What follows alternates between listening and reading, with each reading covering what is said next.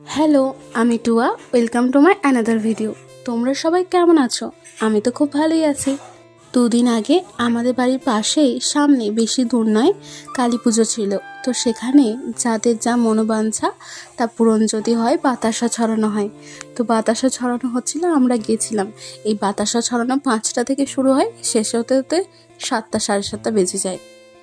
দুষ্ট বাতাসা কুড়িয়ে খেতে শুরু করেছে, আর আমার অবস্থা এই দেখো, জুতো কোথায় রেখেছি খুঁজেই পাচ্ছি না। বাতাসা কুড়োতে এত বিভোর হয়ে পড়েছি, খালি পায়ে ঘুরে বেড়াচ্ছি। তারপরে বাতাসা কুড়োনো শেষ হলে টুইটি বলল ডালের পকোড়া ভাজছে খাবে, তাই দিদি ওকে ডালের পকোড়া কিনে দিয়েছিল।